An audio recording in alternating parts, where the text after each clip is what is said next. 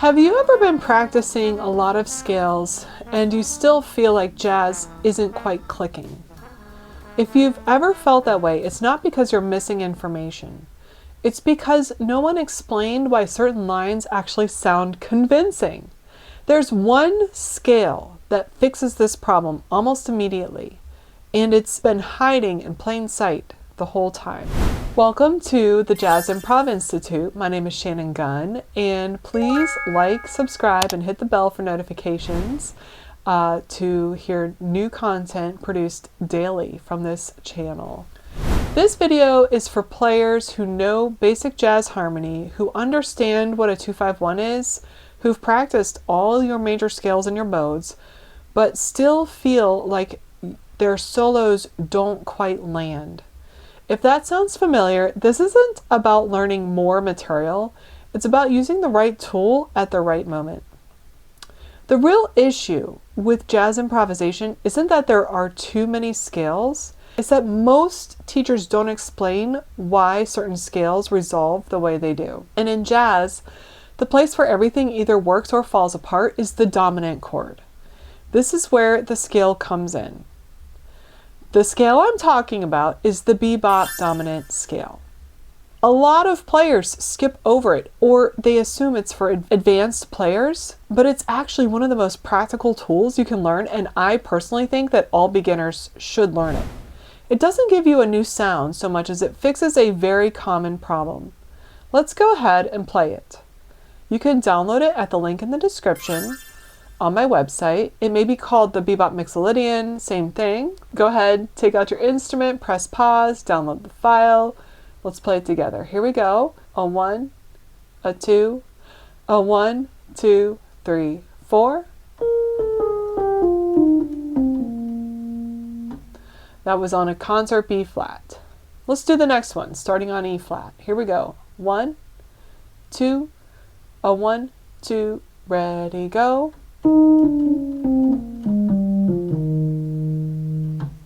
Now you can keep going through this, but what I like to do is I like to start at the top and then go down one octave and then come back up. Don't repeat any notes. Let's try it on the first measure. A 1, the B flat concert. A 1, 2, ready, go.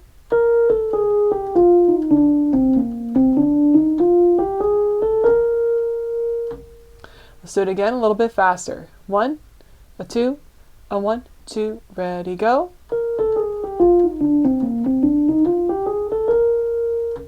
Now let's do it again.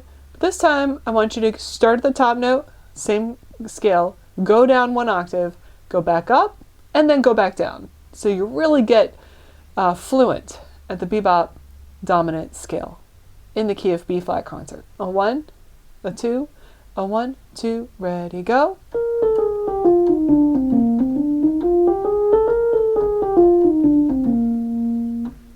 Okay, so as you can see, it works. Now, what I want you to do is I want you to play a B flat blues. Pull up a backing track, I'll link it below. And I want you to play that scale over the B flat 7 chord while you're playing along with the backing track. All right, now I'm going to explain why this sounds so good and how come it works. Okay, here's why this works with visuals. I've written out the bebop dominant scale starting on a concert B flat, and as you can see, it has a B flat, A flat, G, F, E flat, D, C, B flat. Now, why does this work so well rhythmically? Well, when you have the B flat dominant chord, that's a B flat, D, F with an A flat, that's your minor 7th on top. Notice the chordal tones, okay? The chordal tones are B flat, A flat, F, D, and B flat. This is 1 and 2 and 3 and 4 and 1. So as you can see, when you add a note to the scale, it pushes everything over so the chordal tones fall on the downbeats, the numbers. If you didn't add that note, then you would be playing something like, here, I'll just write it out real quick, B flat, A, G, F, E flat, D, C, B flat, and this would be 1 and 2 and 3 and 4. And as you can see, this B flat down here is on the and. This is on the and. This is on the and. And then the A natural is not even in the B flat 7 chord, so that would clash.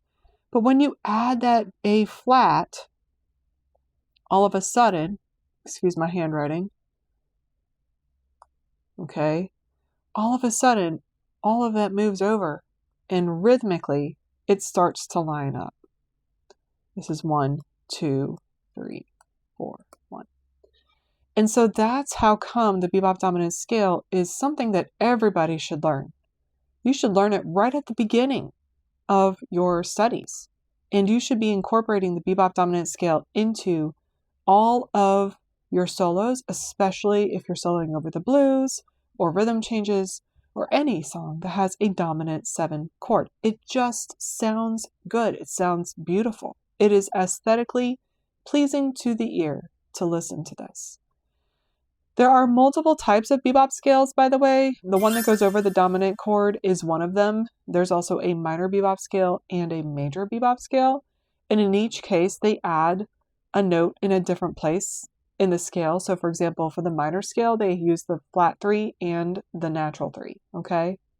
So this isn't the only kind of dominant scale, and it's not the only type of bebop scale, but it's something that's really, if you start incorporating this into your solos, it's really going to help make your solos fall better.